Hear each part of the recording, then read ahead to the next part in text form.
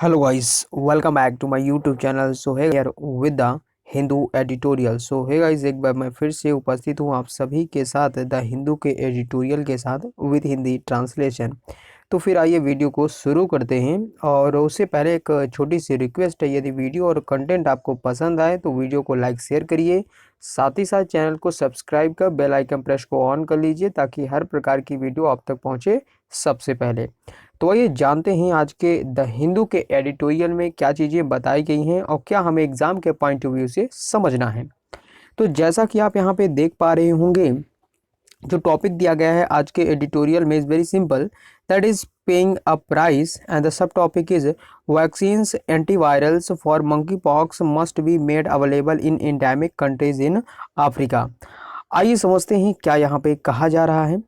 तो कहा जा रहा है, हिंदी में आप देख सकते हैं, कहा जा रहा है कीमत चुकाना. इट मीन्स मॉन्टी पॉक्स के लिए टीके एंटीवायरल को अफ्रीका में स्थानीय देशों में मतलब जो मॉन्टी पॉक्स फैल रहा है उसके लिए एंटीवायरस तैयार कर लेना, ऐसा यहाँ पे बताया जा रहा है. आइए समझते हैं क्या है पूरी न्यूज़ और जानने की कोशिश करते हैं कि क्या यहाँ पे ऑथर बता रहे हैं. तो कहा जा रहा है कि इन 3 weeks since the first case of monkey pox infection confirmed on May 7 in UK in a person who had just arrived from Nigeria where the outbreak has been continued since September 2017. The virus has spread at least 21 countries and infected 226 people, mainly in Europe and North America. The UK, which is the hardest hit, has reported 106 lab confirmed cases as of May 26. आइए जानते हैं क्या ये पूरी news है. तो बताया जा रहा है, जैसा कि आप यहाँ से देख सकते हैं, कहा जा रहा है कि 3 सप्ताह में उपलब्ध कराया जाना चाहिए. देखिए क्या बात है, यहाँ पे कहा जा रहा है कि क्योंकि 7 मई को यहाँ पे बात ये हो रही है कि जो ये मल्टीपैक्स फैल रहा है तो इसको कहीं न कहीं बताया जा रहा है कि जो एंटीवायरल है इसको स्थानिक देशों में 3 सप्ताह में उपलब्ध कराया जाना चाहिए, क्योंकि 7 मई को यूके में एक व्यक्ति में मल्टीपॉक्स के संक्रमण के पहले मामले की पुष्टि हुई थी, जो अभी अभी नाइजीरिया से आया था और इसका प्रकोप हुआ है. सितंबर 2017 से ये जारी है. वायरस कम से कम 21 देशों में फैल गया है और 226 लोगों को संक्रमित किया है. मुख्य रूप से यूरोप, उत्तरी अमेरिका में है, जो सबसे कठिन हिट में है. और इसके बाद ये भी बताया गया कि 26 मई तक 106 लैब पुष्टि मामले की सूचना दी है. इसके बाद आगे की न्यूज़ बात करें तो यहाँ से आप देख सकते हैं, कहा जा रहा है कि As per WHO, more cases can be expected as surveillance expand. Scientists believe the virus has been spreading under the radar for some time. For instance, a person in Canada had symptoms of monkeypox on April 29, though it was not tested at that time. Similarly, the monkeypox genome sequence first shared for Portugal was from sample. And आगे की बात करें तो यहाँ से देख सकते हैं, बताया जा रहा है collected on May 4 but was not tested for monkey pox till the UK reported the first case. आइए जानते हैं क्या आगे की न्यूज़ यहाँ पे बताई जा रही है. तो जैसा कि आप यहाँ से देख सकते हैं, बहुत ही सिंपल शब्दों में कहा जा रहा है कि WHO के अनुसार अधिक मामलों की उम्मीद की जा सकती है क्योंकि निगरानी का विस्तार होता है. वैज्ञानिक का मानना है कि वायरस कुछ समय के लिए रडार के नीचे फैल रहा है. उदाहरण के लिए कनाडा में एक व्यक्ति को 29 अप्रैल को मल्टीपॉक्स के लक्षण थे, हालांकि उस समय इसका परीक्षण नहीं किया गया था. इसी तरह पुर्तगाल द्वारा पहली बार साझा किया गया मल्टीपॉक्स जीनोम अनुक्रम 4 मई को एकत्र किए गए एक नमूने से ऐसा पता चला है. लेकिन जब तक यूके ने पहला मामला दर्ज किया तब तक मल्टीपॉक्स के लिए परीक्षण नहीं किया गया था.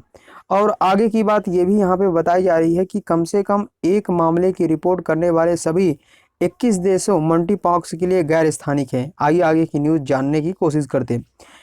यहाँ से बताया जा रहा है, चलिए देख लेते हैं. कहा जा रहा है कि all the 21 countries that have reported at least 1 case are non endemic for monkeypox, raising concern about the spread of the virus, by far the largest outbreak in humans outside Africa.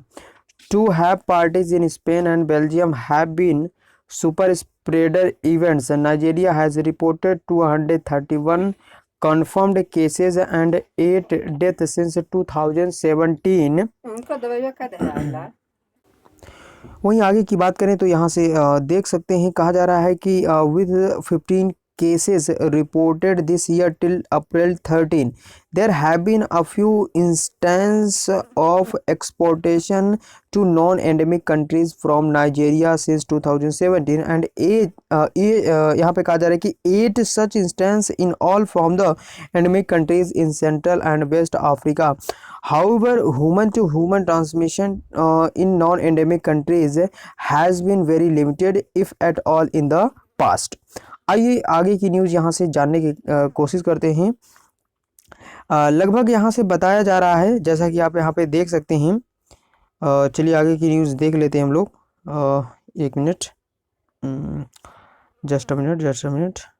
Okay, यहाँ से बात करेंगे। कहा जा रहा है कि कम से कम एक मामले की रिपोर्ट करने वाले सभी 21 देश मंकी पॉक्स के लिए गैर स्थानिक है, जिससे वायरस के तेजी से प्रसार के बारे में चिंता बढ़ रही है। अफ्रीका के बाहर मनुष्यों में अब तक सबसे बड़ा प्रकोप देखा गया है।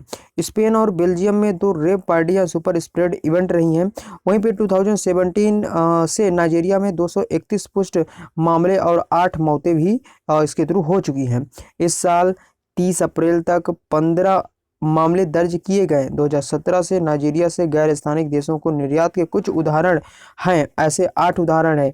मध्य और पश्चिम अफ्रीका के स्थानीय देशों से भी इस प्रकार की खबरें देखने को मिल रही हैं। वहीं आगे की बात करें तो यहाँ से देख सकते हैं, कहा जा रहा है कि मध्य और पश्चिम अफ्रीका के स्थानीय देशों में इस प्रकार की न्यूज़ है। हालांकि गैर स्थानिक देशों में मानव से मानव संचरण बहुत सीमित रहा है। यदि बिल्कुल भी बात करें कि ट्रांसमिशन किस प्रकार से एक व्यक्ति से दूसरे व्यक्ति में फैल रहा है, तो इस प्रकार की जो घटनाएं हैं वो कम ही देखने को मिल रही हैं। आगे की बात करते हैं अतीत में। आइए इसकी पहले इंग्लिश वर्जन को समझ लेते हैं।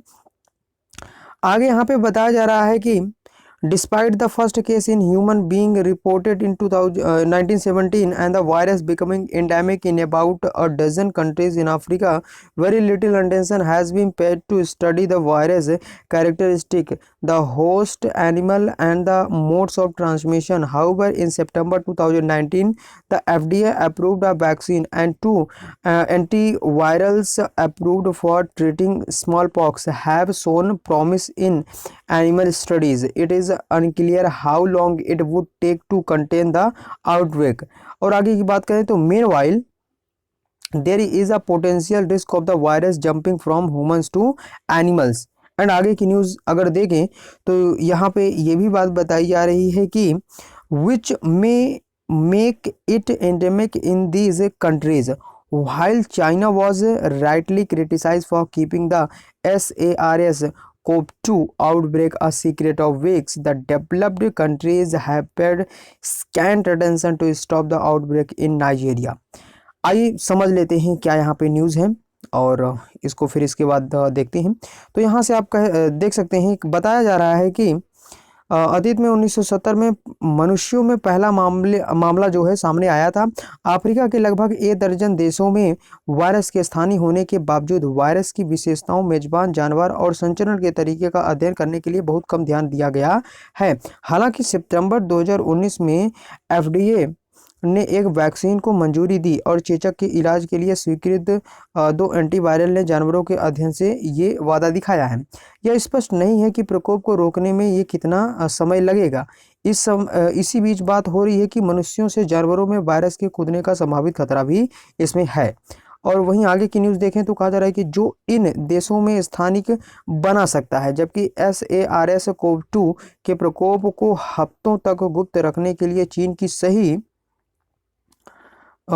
की सही आलोचना की गई थी। विकसित देशों ने नाइजीरिया में इसके प्रकोप को रोकने के लिए बहुत कम ध्यान दिया है। आइए आगे की न्यूज़ जानने की कोशिश करते हैं और समझने की कोशिश करते हैं कि क्या यहाँ पे बताया गया है।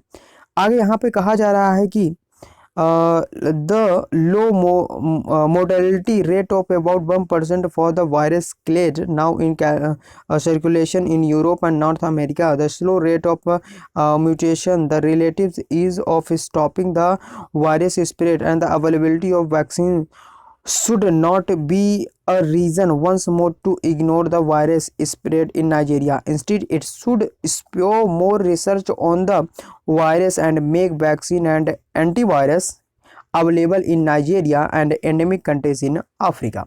आइए लास्ट में समझने की कोशिश करते हैं क्या यहाँ पे वे फॉरवर्ड तरीका बताया जा रहा है। यहाँ से देख सकते हैं कहा जा रहा है कि यूरोप और उत्तरी अमेरिका में अब प्रचलन में वायरस क्लैड के लगभग 1% की कम मृत्यु दर देखी गई है। उत्परिवर्तन की धीमी दर वायरस के प्रसार को रोकने की सापेक्ष आसानी और टीके की उपलब्धता को एक बार फिर नज़रअंदाज करने का कारण नहीं होना चाहिए।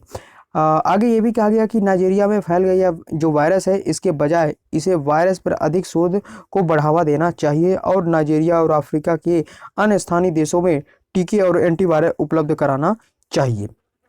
सो यहाँ पे ये था आज का द हिंदू का एडिटोरियल जिसमें काफ़ी डिस्कस की गई है जो मोंटीपॉक्स फैल रहा है पूरे आप कह सकते हैं अफ्रीका में, न केवल अफ्रीका में बल्कि यूरोप के कई सारी कंट्रीज़ में।